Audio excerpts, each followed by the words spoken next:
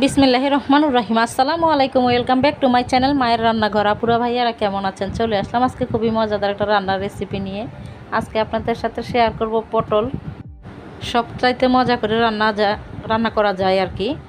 এখানে পটলটা আমি একটু হালকা হালকা করে ছিলে নিয়েছি, আর লবণ হলুদ দিয়ে খুব ভালো করে একটু মেখে নিচ্ছি।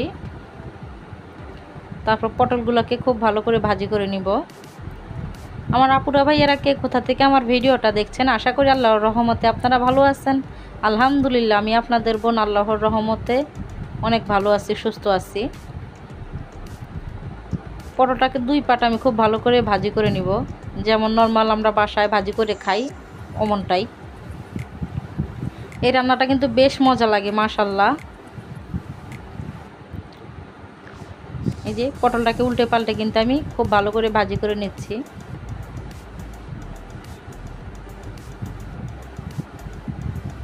ঈদ চলে গেল, সবাই কিন্তু আবার যার যার গন্তব্যে ফিরে এসেছে। আশা করি আপনারা সবাই ভালো আছেন, সুস্থ আছেন। পটলটা ভাজি করে আমি নামিয়ে নিয়েছি, আর এখানে কিছুটা বাইং মাছ নিয়ে নিয়েছি লবণ হলুদ মাখিয়ে।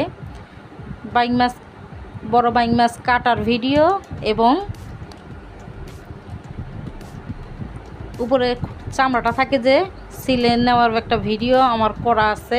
আপনারা যারা বাইং মাছটা কাটতে পারেন না, উপরের চামড়াটা সিলতে পারেন না, আমার ওই ভিডিওটা একটু কষ্ট করে দেখে নেবেন, তাহলে খুব সহজে কিভাবে উপরের চামড়াটা ছাড়ানো যায় শিখে নিতে পারবেন। আমার নতুন আপু যারা, পুরান আপু তারা তো সবাই পারে, তাদেরকে কিছু শেখানোর নাই। যাই হোক, মাছটাকেও আমি খুব ভালো করে কড়া করে একটু ভাজি করে নিয়েছি। অবশ্যই মাছটা ভাজি করে নিতে হবে এই রেসিপিটা করতে চাইলে আর কি। এখানে বসিয়ে দিলাম কড়াই, দিয়ে দিলাম পরিমাণ মতো রান্নার তেল, হাতের মুঠ ভরে দিয়ে দিলাম পেঁয়াজ কুচি, একটু পেঁয়াজটা বেশি লাগবে, আরও কিছু পেঁয়াজ কুচি দিয়ে দিলাম। ছোট বড় সকলে কিন্তু চেটে পুটে খেয়ে নেবে এই রেসিপিটা মাশাল্লাহ, খুব সহজে রান্নাটা করা যায়। পেঁয়াজটাকে একটু নরম করে আমি ভাজি করে নিয়েছি। দিয়ে দিলাম এখানে 1 চা চামচের মতো আদা রসুনের পেস্ট। আদা রসুনের পেস্টটাও একটু ভাজি করে নিলাম, যাতে কাঁচা গন্ধটা না থাকে আর কি। আগে যেহেতু লবণ আমি পটল ভাজিতেও দিছি, মাছ ভাজিতেও দিছি, তাই একটু লবণটা বুঝে দিতে হবে। আর দিয়ে দিলাম এখানে 1 চা চামচের মতো হলুদের গুঁড়া, আর 1 চা চামচের মতো মরিচের গুঁড়া।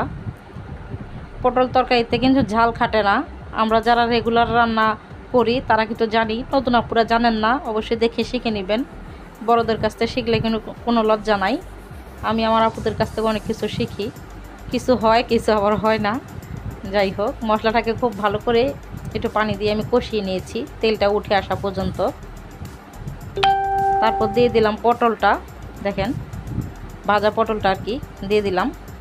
দিয়ে এখন খুব ভালো করে নেড়ে ছেড়ে উল্টে পাল্টে নিব।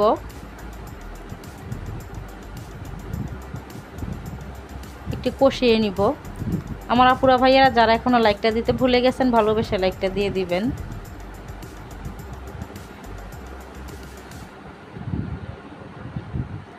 আর যারা লাইক দিয়ে ভিডিওটা দেখা শুরু করছেন তাদেরকে তো অসংখ্য অসংখ্য ধন্যবাদ।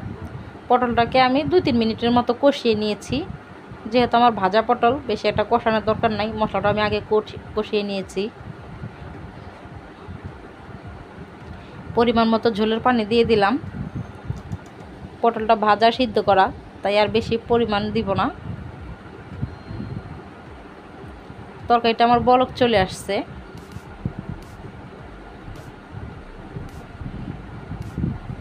যেহেতু পটলটা ভাজা, তাই কালারটা কেমন আসছে তরকারি দেখে একটু বুঝে নেবেন। আর এই যে এখানে দিয়ে দিলাম আগে থেকে ভেজে রাখা মাছটা, এটা বড় বাইং মাছ আর কি। এভাবে রান্না করলে কিন্তু বেশ ভালো লাগে মাশাল্লাহ। আপনারা যারা এভাবে রান্না করে খেয়েছেন তারা তো জানবেন, যারা খান নাই অবশ্যই বাসায় একবার ট্রাই করবেন, কেমন লাগে অবশ্যই কমেন্ট করে জানাবেন। আমি মাঝখানে লবণটা কিন্তু চেক করে নিয়েছি, লবণ ঠিক আছে মাশাল্লাহ।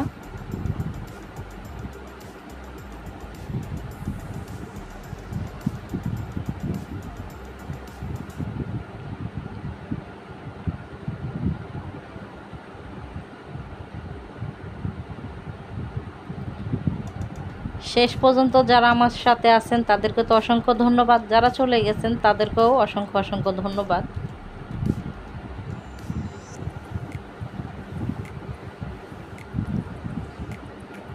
কেমন লাগলো আজকের রান্নাটা অবশ্যই কমেন্ট করে জানাবেন। সবাই ভালো থাকবেন, সুস্থ থাকবেন। সবার জন্য অসংখ্য দোয়া ভালোবাসা। আমার জন্য আপনারা দোয়া করবেন আমি যাতে সুস্থ থাকি, ভালো থাকি। আর আজকের রান্নাটা কেমন লাগলো অবশ্যই কমেন্ট করে জানাবেন। সিম্পল একটা রান্না, সিম্পলভাবে দেখানোর চেষ্টা করছি। দেখেন কত সুন্দর হয়েছে, মাশাআল্লাহ। সবাই ভালো থাকবেন। আসসালামু আলাইকুম, আল্লাহ হাফেজ।